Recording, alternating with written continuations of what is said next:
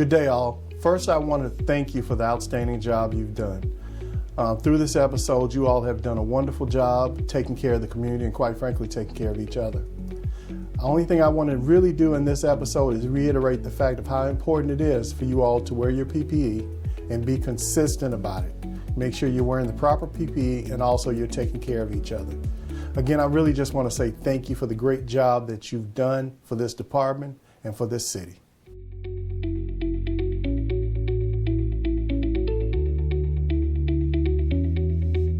Assistant Chief Charles Savella, Operations. A few things I'd like to go over this week. First of all, today, Wednesday, we distributed and put out departmental order concerning the use of surgical masks or disposable masks for the entire shift, anytime you're in a city building and while you're at work. These are not to be mistaken for the N95s that we use as PPE on our calls. These are basically for what you wear around the firehouse and back and forth on the apparatus. We are in the process through OEM of acquiring reusable masks, cloth masks. Once we get a supply of them in, they will be distributed as a replacement for the disposable masks. We're also working to outfit the entire city administrative portion with these type of masks so that all city employees that work in an office building have the reusable masks, and all first line and first responders have the proper PPE they need to stay safe. A few other things I'd like to talk about firehouse living. One thing that's very important, we need to practice social distancing. We need to do it at meals. We need to do it at change of shifts. We need to do it at battalion training. It needs to be done all the time. It's very important. There's no more crowding around a kitchen table, a change of shifts, having coffee, or eating a meal until we get through this. Once you're relieved, you need to go home and you need to leave immediately. It's very important that we practice this. Until we get through this, our camaraderie may have to be down a little bit with this, but eventually we'll get back to where we need to be. I can't stress this enough. It's very important that we do this. And once we get through this, we'll be able to go back to the camaraderie that we have around the firehouse. But until then, please stay safe. Remember to wear your surgical mask at all times, and thank you.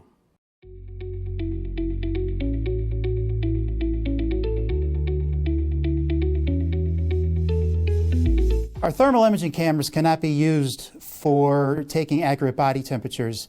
There's too much of a range in temperatures that they will not give an actual representation for an actual body temperature.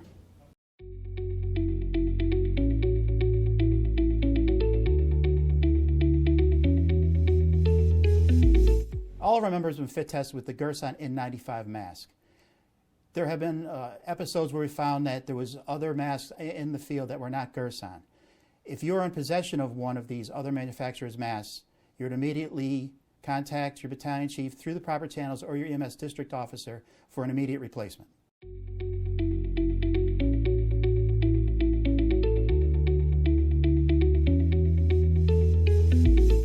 We are being very proactive and implemented some novel programs to mitigate the spread of coronavirus. One of those programs is the Viral Syndrome Pandemic Triage Protocol. The protocol is just that. It's designed around a viral syndrome. A viral syndrome is an influenza-like illness or a COVID-like illness. If the patients meet this certain criteria, they can opt to stay home. Some of that criteria is they have to be between the ages of 2 and 55. They have to have 2 of the following 4 symptoms: fever, cough, body aches, or sore throat. They have to have no history of immunosuppression or medications to suppress your immune system. That's for patients that are cancer patients or transplant patients. They can also have no history of diabetes, heart disease, lung disease, COPD. They have to have vital signs that are within normal limits. They have to be able to ambulate or walk, and they have to be agreeable to stay home. If they agree to stay home, they'll be left some leave-behind instructions so they can convalesce at home.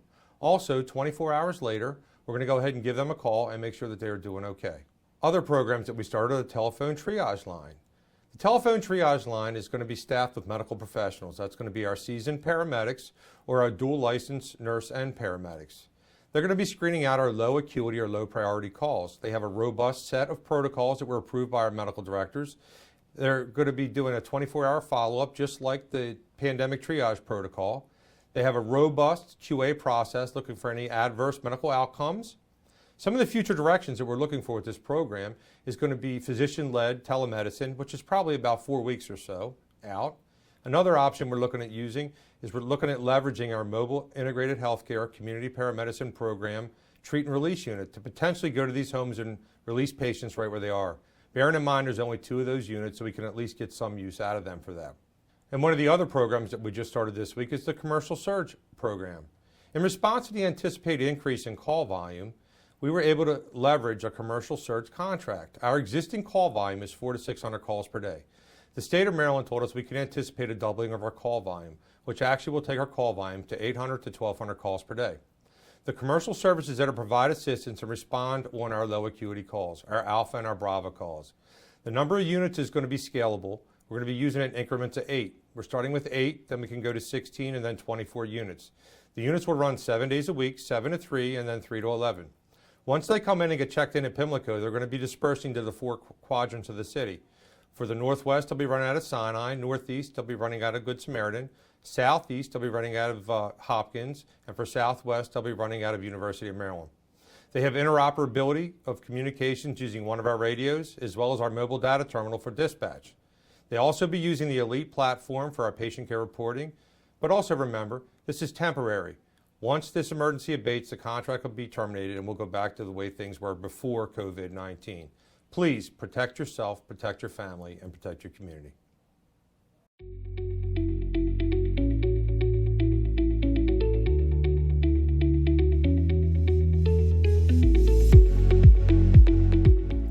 The fire department is working toward testing availability for members.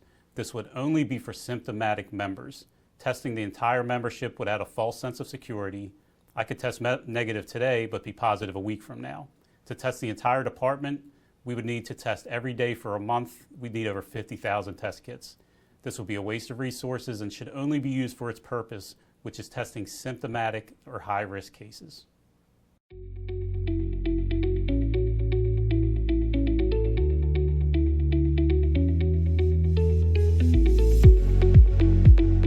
We have been trying to get thermometers since before the outbreak. They've just not been available, and we're continuing to try.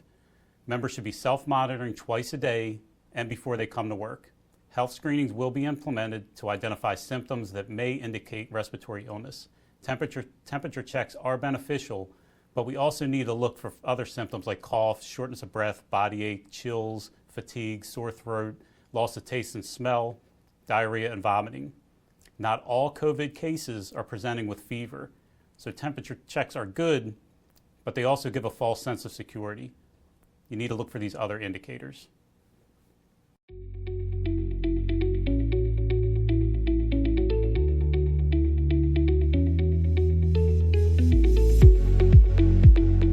Members are quarantined when they're in direct contact with a positive case if they're not wearing PPE. When we're wearing the appropriate PPE, we're not considered exposed. Ever since we mandated PPE use on every patient response, our patient-related quarantines have been minimal. If we quarantine members unnecessarily after every patient contact, more than half of the workforce would be off duty. The members being quarantined now are from community spread cases.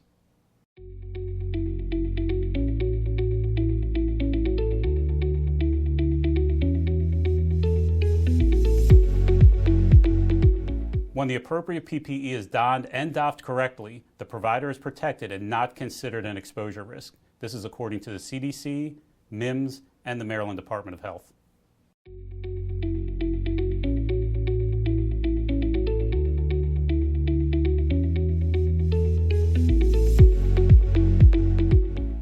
The risk involved is from not wearing the appropriate PPE, not cleaning after every response, and not washing your hands frequently. With the precautions we're taking and mandating the use of PPE, we're more likely to become infected from community spread or off-duty than on responses.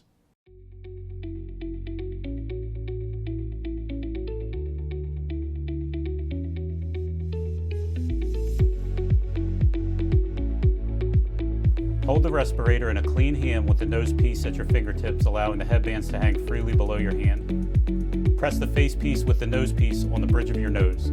Stretch and position the top band high on the back of your head. Stretch the bottom bands below the ears. Using both hands, mold the metal nose piece to the shape of your nose. To fit, cup both hands over the respirator and exhale vigorously. If air flows around your nose, tighten the nose piece.